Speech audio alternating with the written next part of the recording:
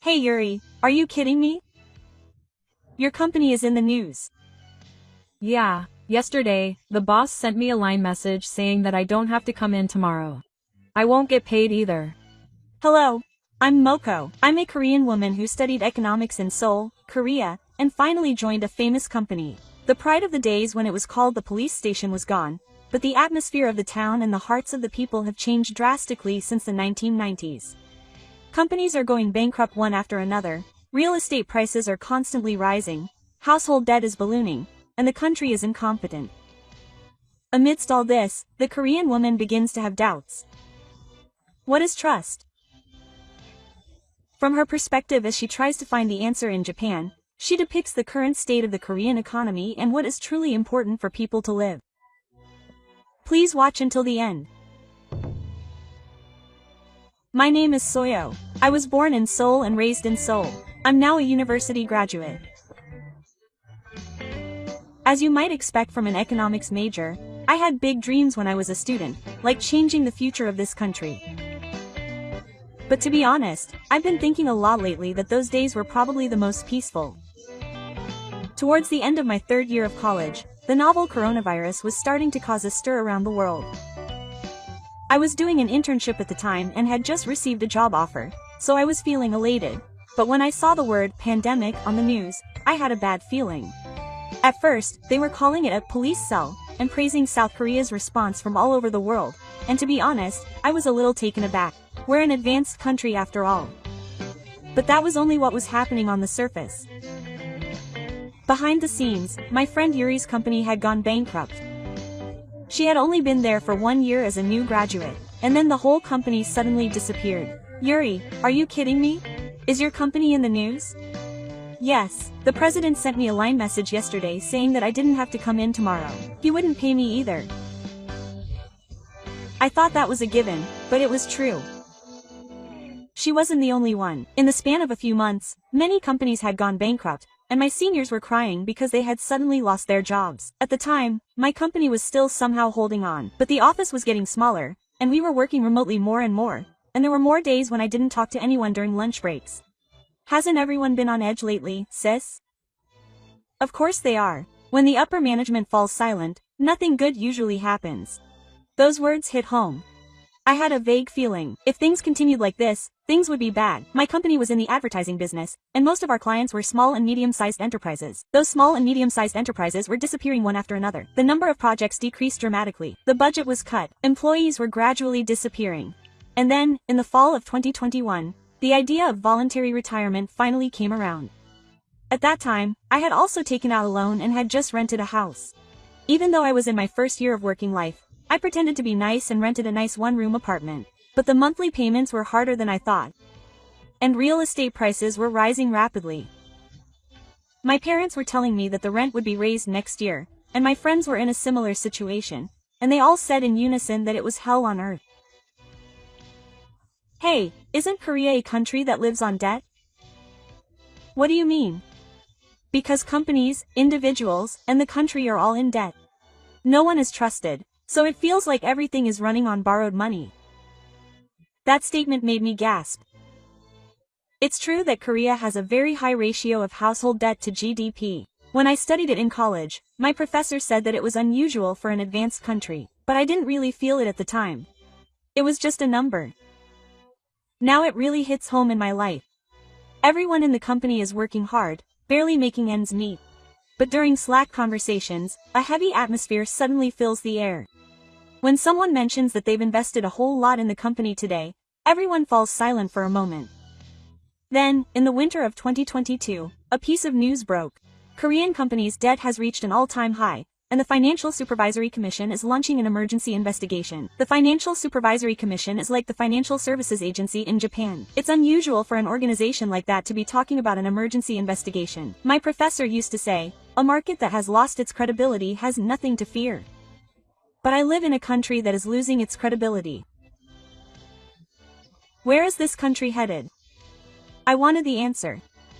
I wanted to know, properly. But you know, this country doesn't talk about its past. Inconvenient history is omitted from textbooks. So no one knows why things turned out this way, and they just cling to the life in front of them. I was scared that I would end up like that too. And then I thought, is this how I should just keep living in Korea? One day, I saw a news story during a break at work and couldn't help but sigh. The debt market of Korean companies is at an all-time high, and the dependence on cash flow is accelerating as companies grow larger. And at the bottom of the article it said that the Financial Supervisory Commission has launched an emergency investigation. This is bad. Anyone could see what was going on. The atmosphere in the office was like this. My senior Chan muttered, "They say most big companies are involved. I don't think ours is an exception." Quote. Suddenly, I felt a knot in the pit of my stomach. I remembered what I had learned about the Asian transit system when I was a student. It was a story about when Korea collapsed as a nation in 1997. I only briefly mentioned that time in my textbooks, but I remember the words, joining the IMF administration, feeling incredibly heavy. But the atmosphere now is nothing like it was back then. No one is openly calling it a crisis, but it certainly feels like something is falling apart. What's more, the government's announcements have been overly optimistic recently. Economic indicators say there's a recovery trend, but that doesn't reflect anything in our lives. While loan interest rates are rising, the cost of living is also gradually increasing. They say the price increase is temporary, but milk is 30 yen more expensive than it was 3 months ago, and electricity rates have been raised by 2 levels. How dare you say that this is a recovery? I couldn't help but grumble at my computer, and my colleague Hito looked at me and chuckled. Suying has really been honest since she was a student. She's much more realistic in her reading of the news than I am. And by the way, you said your rent went up too. That's not funny anymore. Yeah, I also use my credit card to cover my living expenses, and if I didn't get a bonus, I would have saved up. He was laughing as he spoke, but his eyes weren't smiling at all. At that moment, I happened to see a feature on the Japanese economy. It was an article published by an overseas economic media outlet with the headline, Japanese Companies, Debt Structure is Healthy, and it even included the phrase, the gap between assets and trust highlighted by the evacuation of South Korea. Naturally, I couldn't stop scrolling. Japanese companies are passionate about internal reserves and have the financial strength to respond to emergencies. They have a culture of not rushing growth by borrowing money, but rather building up the money little by little. Having experienced the collapse of the bubble economy, both companies and individuals value trust and continuity. On the other hand, South Korea values speed and prioritizes apparent numbers. Ventures and startups are reported as if they have noses, and behind the scenes, they create the illusion of growth even while carrying huge amounts of debt. It seems like we're a country that runs on momentum rather than trust. I thought to myself. My father and mother, like me, often said that Japan was untrustworthy. It's partly because of history, and I learned the same thing at school. But is that really all there is to it? Because right now, South Korea is struggling and what they're doing is saying they're abandoning the currency swap with Japan. What? They've been saying no to Japan. What's more, the news says the Japanese government is silent on the swap, which means it's likely that they've refused. It seems like our country only relies on Japan when it's convenient for them. But we were hardly taught about Japan's cooperation in school. In fact, we never heard a single word about the history of Japan helping us, and now we're talking about the currency swap. What's more, the IMF is saying that South Korea lacks trust. The evaluations overseas, especially overseas, are somewhat cold, but I wonder if that's not something we've planted ourselves. A culture of not keeping promises, an education that falsifies the past when it's inconvenient. The atmosphere is such that the person with the loudest voice wins, so trust doesn't develop. I thought about it again. How do you realize trust? I thought that if I had money, I could get by, but no matter how much I earned, life didn't get any easier. How can I maintain trust in a society where it's normal to live with accumulated debt? And so I made a decision. I want to see the reality of other countries. I'm going to visit Japan. Trust probably can't be measured by numbers. That's why I wanted to see it with my own eyes. Are you really going? Yuri said, looking a little surprised. You didn't really like Japan, did you? Yeah. To be honest, maybe I've always thought that way. But I wanted to see it for myself. In my university seminar, we had a project on the relationship between economic growth and trust, and we even compared Japan and Korea.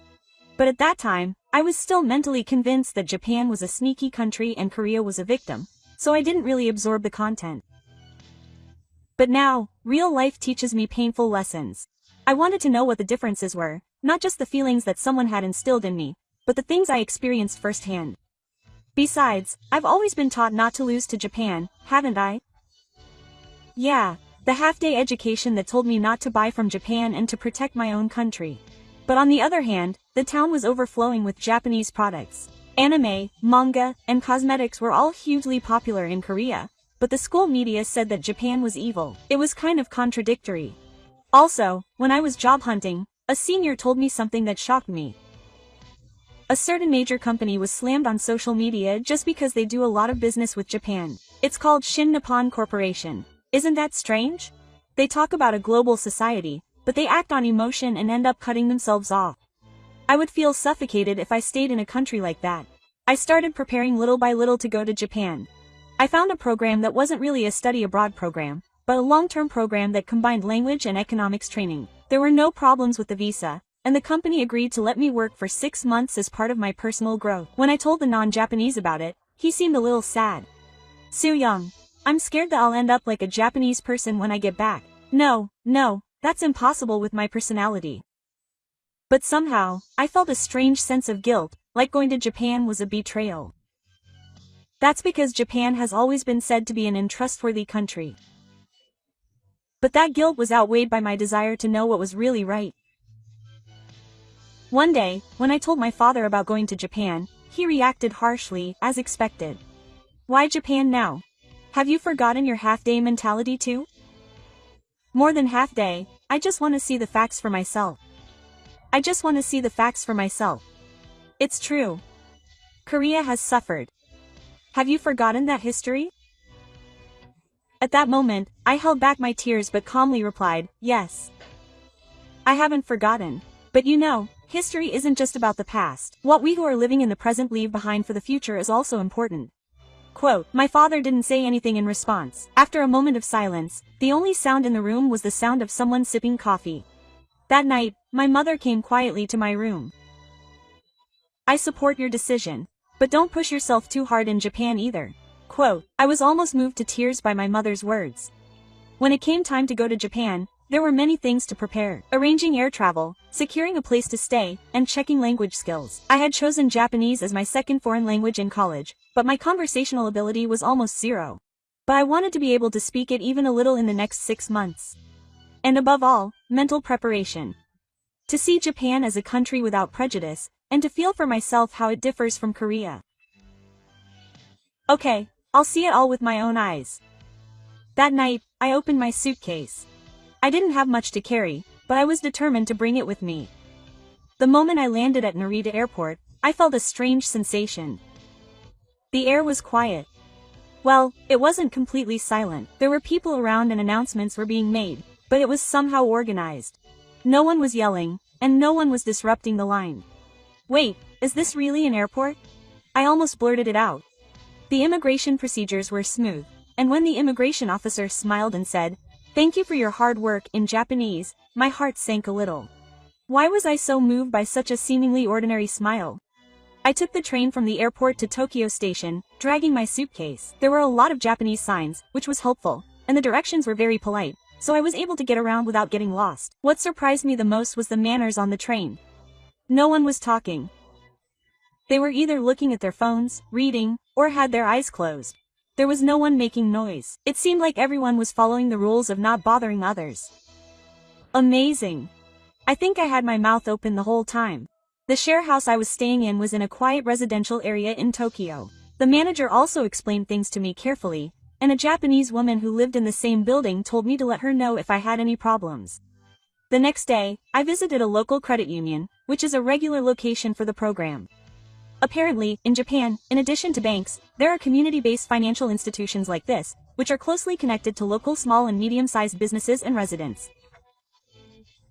The staff member who showed me around said, "We value trust more than numbers. Whether or not you get ripped off depends more on whether or not you can trust the person, rather than whether or not they can repay the money." Isn't that amazing? In Korea, people are only judged by numbers. Of course, they also manage risk, but you can't measure a person by numbers alone. Those words stuck with me. In Korea, credit scores are all about credit history, asset status, and place of employment, all evaluated by numbers. There's no understanding of trust as a person. So if you fall even a little bit, it's like your life is over. But in Japan, I felt that the power to trust people was built into the system. It was the same even in the city.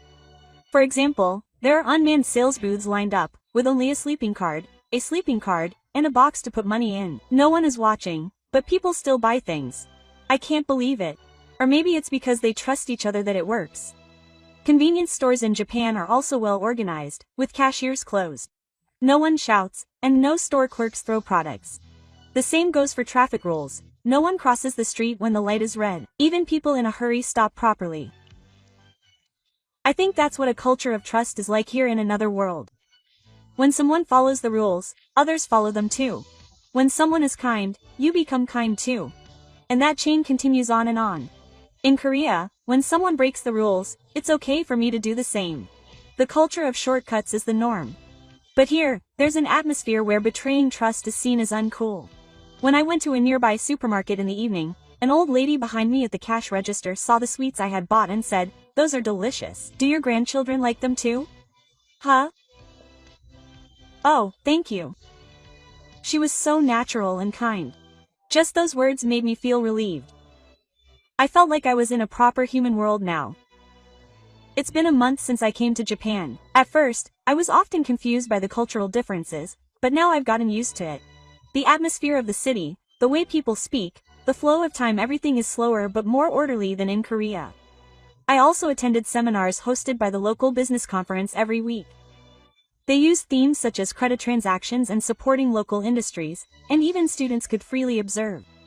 I can't forget what the president of a small business said to me one day when he was visiting the park. Quote, "We have almost no debt. We run our business on credit." Wait, how do you manage your finances? We've been dealing with our suppliers and business partners for 30 years. So we just rely on each other's words. If you say, "Next month will be a little tough, but please wait," everyone will do it. That's almost impossible in Korea. In Korea, contracts are everything, and if you're late with payment, you'll immediately be penalized. If you're not careful, you'll be exposed on social media. Trust between companies was just a pretense. But the words of this company's president had power. It felt like he trusted relationships more than paper. Trust really is as valuable as money. Since then, I've made a conscious effort to observe various stores, companies, and services in Japan. One day when I was shopping at a Japanese confectionery shop in Shiji, the old lady who wrapped my purchase slowly and carefully folded my hair and handed it to me with both hands. Just that one gesture made me feel that this person cared about me. This is a form of trust. If we only pursue speed and efficiency, we would skip this kind of hassle. But Japan values that hassle. That builds trust and keeps customers coming back. I was really envious of that common sense. One evening, NHK was reporting on a news story about a local bank's credit system. It wasn't a major fraud, but a small cover-up that led to a sudden withdrawal of local residents' deposits. Trust can be destroyed with just one incident. But conversely, that's because a society is based on trust. The shock is even greater when it's broken. In Korea, fraud and deception seem like a daily occurrence. That in itself is the end of trust. That's right. It's different. At its core, the economy isn't just about accumulating numbers. Promises are kept because promises are kept. Investments are made possible because promises are kept. People can plan for the future because they have peace of mind. There was such a chain of holiness in Japan. Korea doesn't have it. Even if it is, it's fragile. You don't trust anyone. You can't trust anyone. You always walk around suspicious. So how do you realize the economy? I suddenly remembered my father in Korea. To be honest, I thought my father was old-fashioned. He was emotional and stuck in history, but I thought maybe he really wanted to trust but had just been betrayed too many times. Trust starts with someone believing first. That takes courage, but I think Korea lacks that courage right now. It was only after coming to this country that I finally realized. What I was looking for wasn't numbers or famous stars. What I wanted was the security of knowing that I could trust. I only had a few days left in Tokyo. On the weekend of nursing care, I was slowly drinking coffee by myself at my favorite cafe. Outside the window, an elderly man was cleaning the floor. No one had asked him to do it. I thought he just wanted to keep the front of his shop clean.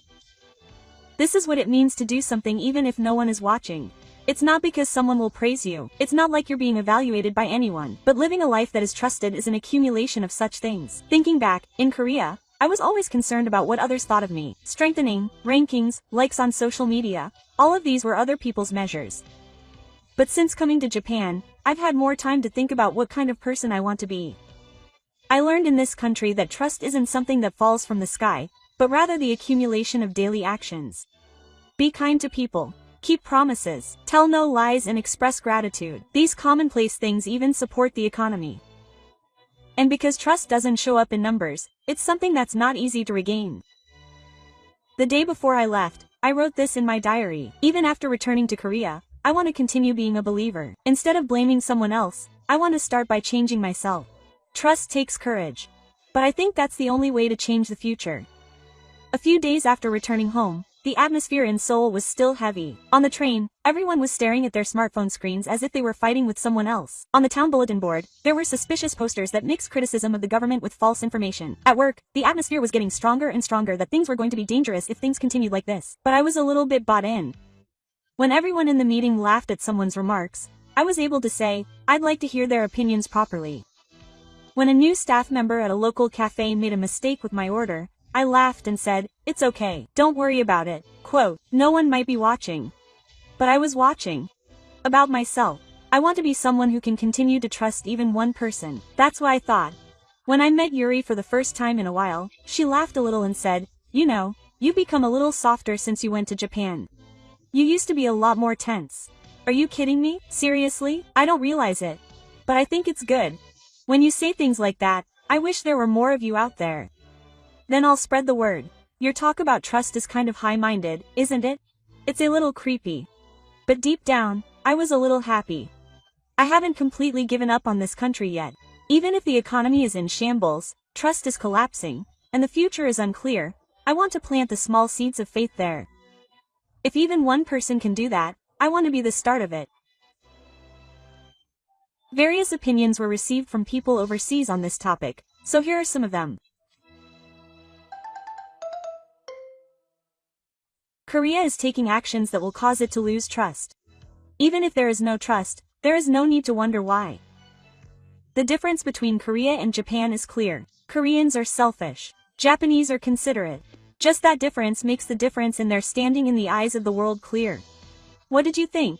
Through her experience in Japan, she learned that trust is something that is built up day by day, and that it is the invisible foundation of the economy. After returning to Korea, she lived each day as someone who believes in herself, and was determined to change society through small actions. What is truly important for the economy and society? She will continue to search for the answer. Please let us know your thoughts and opinions in the comments. Thank you for watching until the end. See you in the next video. A major change has come to Korean society. It is that even politicians and business people have begun to voice their desire to look to the future. We must not be bound by the past forever. There is nothing more we can gain by fighting with Japan. Hello, Korea is a half-Japanese nation. However, there is an outrageous fact that Korea, which understands and repeats such things, will lose allies in the world. This time, we will look at the current situation in South Korea and what has become of South Korea's position as a result of its refusal to evade Japan. South Korea's unreasonable behavior was enough to isolate it from the rest of the world. Please watch until the end to find out what exactly happened. The Supreme Court of South Korea ordered Japanese companies to pay compensation in the forced labor lawsuit. That was the first trigger. The historical recognition issue between Japan and South Korea, which had been simmering for many years, was finally entering the implementation stage of being liquidated. The national government declared it. The South Korean government and civic groups were shouting justice for the victims who were selling the assets of Japanese companies, and the domestic media hailed this as a historic resolution. Some even reported it as a victory over Japan, and public sentiment boiled over all at once. However, behind the scenes, a cold reality was also beginning to unfold. The Japanese government remained calm. It maintained a calm attitude while looking back on the past. In the first place, it was clearly stated that the issue of post-war reparations had been completely and finally resolved based on the 1965 Japan-South Korea Claims Agreement. Based on this, Japan provided the South Korean government at the time with economic assistance worth $500 million. The money was supposed to be used to help the victims, but the South Korean government instead used it to improve domestic infrastructure and support conglomerates. In most cases, not a single payment reached the victims. Yet decades later, South Korea began to complain again that the guarantees were insufficient. The Japanese government protested. The issue had already been resolved based on international treaties. To overturn it now would be to destroy international knowledge. Meanwhile, South Korean public opinion continued to grow more heated. In particular, younger generations and nationalistic civic groups repeatedly staged radical demonstrations demanding that Japanese companies, which had failed to reflect sufficiently, be held accountable. There were movements to stop selling Japanese products, lectures on Uniqlo, attacks on Toyota, and an atmosphere of unity in society as a whole, creating enemies. However, there were also people who questioned these movements. What would we gain in the end? Business people in South Korea and some members of the media remained calm. They predicted that if Japanese companies withdrew, jobs would be lost and industrial supply chains would be adversely affected. In the manufacturing industry in particular, the reality was that without parts supplied from Japan, production lines would come to a halt. Japanese companies gradually began to withdraw from South Korea. The investment project was put back on track, and progress was made in closing down the deceased and withdrawing its personnel. Each time, criticism arose in South Korea asking why Japan was running away, and before long, the criticism began to be directed at its own government. They kept stirring things up and doing nothing. In fact, even after years had passed since the declaration to liquidate the issue, it had never been implemented. Fearing a strong backlash from Japan, the South Korean government continued to take an ambiguous stance. Its strategy was to say that it would respect the judicial decision while also seeking a diplomatic ruling, ultimately postponing implementation. This was also conveyed to the international community. European diplomats were skeptical of South Korea's attitude, and an American think tank published a report calling South Korea a country that disregards the rule of law and international agreements. A Japanese diplomat said with a quiet smile, "Japan's position is unshakable under international law." South Korea gradually became isolated. Its image as a country that acts on emotion and breaks promises began to spread throughout the world. In the midst of this, Japan used its calmness as a weapon to steadily build up the trust of the international community. South Korea made emotional appeals over historical issues, while Japan tried to protect the rule of law. The positions of the two countries were clearly opposite. The confusion surrounding the liquidation eventually melted away the empty war for South Korean society as a whole. Time passed in vain after South Korea declared that it would liquidate the assets of Japanese companies. In the end, the liquidation was not carried out, and the South Korean government only repeated its words that it would seek a diplomatic solution while respecting the judicial decision. No matter how much they shouted, nothing moved. Amidst this stagnation, a serious situation was quietly developing. First, Japanese companies began to withdraw from South Korea one after another. The manufacturing industry was the first to move. There are many industries that cannot survive without parts supplied by Japan, and many South Korean companies depend on them. However, when South Korea used the judicial system to unilaterally demand compensation, Japanese companies decided that the risk of doing business in this country was too great. The comments from the companies that withdrew were all short and quiet. They made their decision from the perspective of risk hedging, because there was no guarantee of future predictability. Behind these words was a clear message that South Korea could not be trusted. The next major debate in Japan was the review of the special permanent residency system. This system had been granted to Koreans and Koreans who had lived in Japan for a long time due to historical reasons. However, public opinion in Japan changed as the South Korean government continued to disregard treaties and agreements and stir up anti-Japanese sentiment in the country. Korean residents who live honestly in Japan are people who should be protected. But if the South Korean government is using them as political tools, that can no longer be overlooked. When a ruling party lawmaker made this statement, It was once again widely shared on social media, sparking debate in the Diet. Koreans living in Japan had mixed feelings. Many of them have sworn to be neutral towards Japan and live their lives according to their region, but fears are spreading that they will be seen as being exploited by the South Korean government's unilateral behavior. A Korean man living in Japan responded to a media interview as follows: "We are increasingly being glared at simply because we are Korean.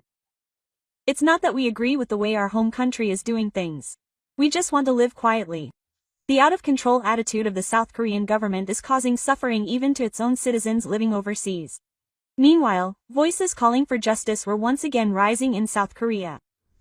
Cries from civic groups grew more extreme, demanding that not a single Japanese company be spared and that companies take responsibility for history, and lectures escalated.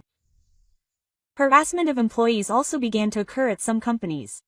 Demonstrations were held in front of sales offices, and even the families of employees were subjected to slander on social media. Japanese companies decided to withdraw further, citing the inability to ensure safety. And the problem did not end in South Korea. Companies from other countries, including Europe and the United States, began to reconsider their investments in the South Korean market. Economic activity cannot be carried out in a country where the judiciary is influenced by past emotions. That's what the CEO of an EU company said. When the South Korean government introduced a law to crack down on business executives and made moves to target companies for non-sales due to past anti-Japanese statements, overseas companies all went into high alert mode. They feared that they would be the next target. Companies thinking this way either withdrew from South Korea or froze new investments. In this way, South Korea came to be labeled as an untrustworthy country not only by Japan but also by the entire world. However, the South Korean government did not face reality and continued to focus on bashing Japan as usual. Compensation had not been paid. It would not end until the victims were satisfied. It seemed that these words had lost their former legitimacy as a means of advocating for common courtesy and human rights, and were being consumed as a tool for power struggles and the right to choose. And it was actually the young people of South Korea who were watching this most calmly. Let's just look forward and move on. Are we going to sacrifice our future? Such honest thoughts began to be quietly posted on SNS. It was in the summer of 2019 that the slogan, "No Japan," flooded the streets of South Korea. Don't buy Japanese products, don't travel to Japan, reject Japanese culture. This movement, always in response to the government's response, quickly spread by inciting national sentiment. Among the products of Japanese companies, Uniqlo was the symbolic target. At one point, Uniqlo stores, which were found in every town, were the subject of demonstrations and boycotts, and sales plummeted. On social media, radical posts such as, "Show me photos of people shopping at Uniqlo," were flying around, and store staff suffered from mental health issues and lost their jobs. Meanwhile, a wave of non-delivery hit Japanese-made cars, home appliances, and even household goods. However, many Koreans stopped there. What? This was made in Japan too. Saran wrap, ballpoint pens, game consoles, medicines, many of the things they used on a daily basis came from Japan. Although they were outwardly shouting at Odaka to get away from Japan, Japan was certainly deeply rooted in their lives. The anti-sale movement gradually continued, albeit with contradictions. One housewife said in a TV interview, "I support the anti-sale movement. But it's difficult to switch to domestically produced medicine for children, so in the end they resort to their true nature." The gap between emotions and reality gradually wore people down. And the hardest hit was the Korean economy itself. The manufacturing industry was the first to be hit hard. Japanese companies withdrew, and production lines were halted one after another as parts supplies were cut off. Even when they tried to procure major body parts from China and Southeast Asia, they were unable to reach an agreement on quality, delivery time, and cost, which led to significant delays in product completion. Even major companies such as Samsung and LG were made to realize that they were dependent on Japanese technology for fine precision parts and measuring devices. If they simply produced domestically, Japan would become independent. The government shouted this, but it was not so easy on the ground. The sophistication of Japanese material technology and manufacturing equipment could not be replaced on a case-by-case basis. As a symbol of this, a certain Japanese engineer said, The word out of the box sounds cool, but people on the ground are in a lot of pain. The design had changed and everything had to be redone. Furthermore, the tourism industry was dealt a serious blow. At the time, travel to Japan was popular among Koreans, and Fukuoka, Osaka, and Tokyo in particular were bustling with Korean tourists, but the number of students traveling there plummeted due to the effects of the no-sell campaign. Conversely, the number of Japanese tourists visiting Korea also decreased, and stores in Myeongdong and in front of Namdaemun began to appear. Internal documents from the Korea Tourism Agency record that the deterioration of Japan-Korea relations caused the tourism balance of both countries to fall significantly into the red. The withdrawal of foreign companies was a further blow. Korea is a country that is driven by emotions. Companies that recognized this began to see the Korean market as a risk. In order to avoid having their business activities swayed by local public opinion, there were a number of cases where they decided not to reinvest or to shift their focus. For example, a German company decided to withdraw completely after a few years, despite having secured a certain level of visibility in Korea. The reason is clear. It would not be surprising if an anti-reading movement suddenly started one day. That is the country of Korea. Unfortunately, this perception was a major negative for Korea. What was intended as an attack through a no-sell movement turned into self-destruction before they knew it, and it was the younger generation who began to realize this fact. It's meaningless anymore. Who benefits from this? The companies are in trouble, and part-time jobs have decreased, so we are not the ones losing out. The voices of the young people gradually spread through SNS and video streaming. A university student said this: "When I traveled to Japan, everyone was kind and I never had a bad experience. I honestly think that not all Japanese people are bad." Those words contained a sense of reality separate from the relationship between countries. A sense of fatigue quietly spread throughout Korean society. It was also a sign that the country was moving on to the next stage. When the deterioration of Japan-South Korea relations began to take a toll on South Korea, the world's gaze also turned colder. Not only the diplomatic issues with Japan, but also the ambiguous institutional structure in which the government could not interfere with forceful measures taken against companies and judicial decisions gave the international community the impression that South Korea was an untrustworthy country. An American journalist described the current situation in South Korea as follows: "South Korea is a country whose policies are determined by emotion and public opinion, a country that is influenced by popular sentiment rather than economic rationality. Running a country is extremely risky for overseas investors." This observation resonated with South Korean companies as well. This is because the trust from global companies was the lifeline of the South Korean economy, which had made overseas investment easy. After the withdrawal of Japanese companies, the South Korean government introduced a system that could be called a corporate responsibility law in consideration of national accounts, and imposed strict regulations on companies that had been questioned about scandals or historical issues in the past. Unless the people are convinced, there is no future for companies. Although this statement by the Korea Exchange was met with a backlash within South Korea, it attracted attention overseas for a different reason. On what basis is it adopting the future of companies? Mixing corporate management with political sentiment is dangerous for a neglected country. These concerns have spread to European business circles, and investment in South Korea has been on a downward trend. In fact, in the years since 2023, new investment by companies affiliated with the Korean government has been zero. These concerns have spread to European business circles, and investment in South Korea has been on a downward trend. In fact, in the years since 2023, new investment by companies affiliated with the Korean government has been decreasing year by year. In particular, among Japanese and European companies, the view that the South Korean market is unstable has become dominant. This trend has been accelerated by South Korea's public opinion-led diplomacy.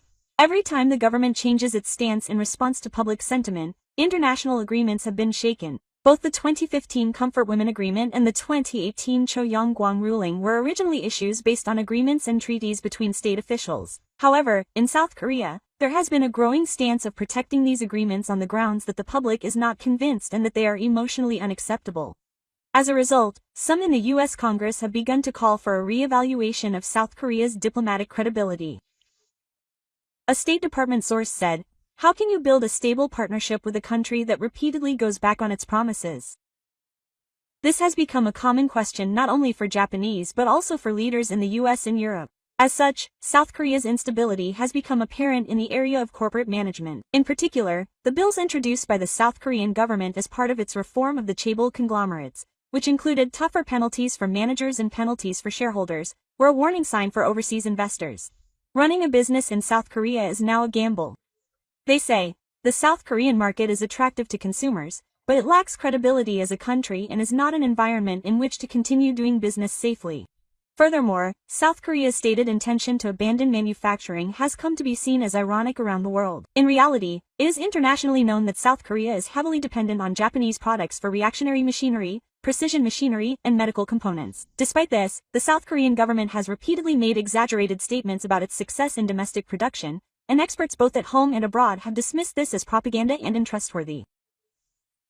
A German economist wrote this credibly. For South Korea to truly have an independent economy, it should make efforts to restore trust rather than reduce imports from Japan. The problem was no longer a simple structure where Japan could escape. The national sentiment, the reckless regulations on companies, all of these were eroding the credibility of South Korea as a country. On the other hand, Japan consistently maintained a calm attitude. Even at international conferences, Japan explained its conflict with South Korea without emotion, based on facts and treaties, and gained understanding and support from the international community. Our country is a country that respects the judiciary and the international order. These words from a foreign ministry official were highly praised, especially in regions outside Asia. How did South Korea respond to this? Emotional demonstrations, political appeals, and one-sided claims that suited domestic public opinion. Before they knew it, South Korea's diplomatic strategy was moving in the exact opposite direction of trust. The villain of Japan-South Korea relations had become a detriment to South Korea itself more than Japan. The flames of the conflict, which once drove the entire country crazy, were now quietly dying out. The anti-Japanese product movement, travel boycotts, and the rehashing of historical issues had become a commonplace symbol by the mid-2020s. The reason was simple. No matter how much people called for a half-day ban, Korean society would not be affected. Rather, it was the Korean citizens who suffered. In the aftermath of the anti-Japanese movement, many Japanese companies withdrew, making it impossible to obtain high-quality Japanese products. The tourism industry was also hit hard, with tourism officials, guides, and restaurant staff losing their jobs. Even Samsung and Hida Motors were confronted with the reality that they depended on Japanese materials and maintenance, and suffered from development delays and declining quality. On the other hand, the government, while calling for a half-day ban, was unable to stop the import of technology and parts from Japan. While claiming to be moving away from Japan, they announced that they had succeeded in importing Japanese reactionary materials and domestically producing products. Each time, a mixture of sarcasm and sarcasm escaped from the public. Who are they doing the half-day ban for? It has only been in the last few years that such voices have begun to appear here and there on the streets and on social media. A university student says, "When I was in high school, I thought a half-day ban was the right thing to do. But now it's different. In the end, we don't have the foundation to win against Japan. Above all, our lives haven't gotten any easier." Young people like him are by no means a minority. They are a generation that was fed up with the slogan of, "Let's get away with Japan," going awry, and the trend of being criticized as a vassal of the people and getting flamed on social media if they use Japanese products. This group is now quietly trying to stand up. Meanwhile, the South Korean government continues to hold off on the half-day protests as usual. The Sunshine School issue, the nullification of the Comfort Women Agreement, the textbook issue, the name of the Japan Association, all of these are just domestic popularity stunts, and the reality is that they are hardly taken seriously by the international community. The overseas media is calmly analyzing the situation. South Korea is trying to build unity by directing domestic conflicts outward. However, that method is no longer working. Even so, fatigue from the half-day protests has quietly spread within South Korea. No one is excited about the sights of the protest rallies that are repeated every year, Japanese companies being destroyed, and tourists being insulted. In Seoul's bookstores, positive books about Japan that were previously not available have quietly started to appear on the shelves. Why Japan is trusted, and how to learn from Japan for a mature society. These books are not yet bestsellers, but they are certainly garnering a certain amount of attention. There is still an increasing number of young Koreans in Korea who are relearning Japanese. They say it is advantageous for lunch, but in fact many of them were attracted to the Japanese lifestyle, culture, and orderly society they saw on YouTube. Episode 4, who works part-time at a cafe, confessed, "In the past, working half a day was the norm. But now it feels like I am forcing myself. I am tired of saying bad things about Japan." Perhaps many citizens have begun to feel this way deep down. And another major change has come to Korean society. That is, voices of looking to the future have begun to emerge from politicians and business people. We must not be bound by the past forever. There is nothing we can gain from fighting Japan. Statements that would have previously been bashed as pro-Japanese are now gaining a certain amount of support. It was proof that the atmosphere in society is gradually changing. Of course, not everything has changed. Even now, radical civic groups and some politicians continue to operate under the banner of working half a day. However, that voice is no longer resonating as much as it once did. Rather, what Korean society is now facing is the reality of economic stagnation. Young people leaving the country to work, the real estate bubble, and the declining injury rate. It is no longer possible to turn a blind eye for half a day. The weight of the words, half a day, has become nothing more than a spell. Now, Korean language is finally starting to realize. If things continue like this, it will truly be irreversible. Instead of clinging to the past, we must look to the future. That was another true feeling underlying the fatigue of Korean society. The series of Japan-Korea issues that began with the words, to liquidate the assets. However, as of 2025, there has not been a single case where the assets have actually been liquidated. The repeated words, under consideration, and relationship and adjustment, have only served to pass the time. In the end, the Korean government was unable to liquidate the assets, fearing domestic backlash while also being concerned about the view of the international community. Despite acting so aggressively, it was ultimately all talk. Many citizens have begun to realize this situation. Aren't politicians still just trying to increase their approval ratings by spending half a day? They are bashing Japan and ultimately shaking their own feet. Such words have become a popular phrase on SNS. The growing calls for future thinking, especially among the younger generation, have also been a source of hope for South Korea today. Although half-day education continues in schools, an increasing number of young people are learning Japanese online, watching Japanese dramas and anime, and interacting directly with Japanese people, and are developing a sense of reality that cannot be shaken by emotional indoctrination. They are only willing to believe what they have seen with their own eyes. On the other hand, Japan has been surprisingly calm. Even in response to South Korea's declaration to liquidate its assets, Japan has not given in to provocative words or actions, and has only repeated that it will respond with condemnation based on international law. Even at a press conference held by the Ministry of Foreign Affairs, Japan has avoided moderate emotionalism and maintained its stance of providing explanations within the framework of logic and the law. It is this attitude that has earned it the trust of the international community. Meanwhile, South Korea has continued to drag on without liquidating its assets, and time has passed. Companies have withdrawn, the tourism industry has cooled down, and overseas investment has remained distant, and the expiration date of the half-day card has expired. All that is left in South Korea now is an exhausted society and a population in a dark period of suspicion. South Korea must now be chosen. Should we remain bound by the past and continue to repeat self-destructive nationalism, or should we accept history and calmly look to the future? Of course, there is no need to forget the past. The facts about South Korea should be remembered, and the voices of the victims should be listened to. But the moment we add emotion to it and aim to attack the enemy, it changes from justice to a political tool. Many South Koreans are now beginning to realize this. Half a day will no longer save the country. It is not Japan that we should really change, but ourselves. Such words may still be small, but they are certainly being heard from all corners of South Korean society. The South Korean economy continues to face difficult times. The youth unemployment rate is high, and household debt is the lowest among developed countries. The injury rate is among the lowest in the world. These issues will not improve even if we criticize Japan. We cannot realize the future in half a day. Rather, trust is the key to opening the future. Japan has consistently stood as a trusted country in the world. That is why, as a member of the G7, it has a voice at international conferences and is respected by many countries through technical cooperation and economic support. If South Korea wants to continue to walk fairly with the world, it needs to regain that foundation of trust. It must abide by international treaties, act in accordance with the law without being swayed by emotion, and confront its neighbors with a forward-looking perspective rather than refusing to engage in dialogue. Isn't that what is most needed from South Korea right now? Without any liquidation and without Japan stepping in, this issue may end up being recorded as a one-man showdown for South Korea. But it must not end here. What is important is what we can learn from this and where we will go from here. The future of Japan-South Korea relations depends on how South Korea itself acts. Whether it will be bound by the past or choose the future is no longer just a matter for the government, but is quietly entrusted to the hands of each and every South Korean. What did you think? South Korea says that it cannot trust Japan, but in fact it is South Korea that cannot be trusted. If it cannot gain the trust of the world, there will be no future for South Korea. Please let us know your thoughts and opinions in the comments. Thank you for watching until the end. See you in the next video.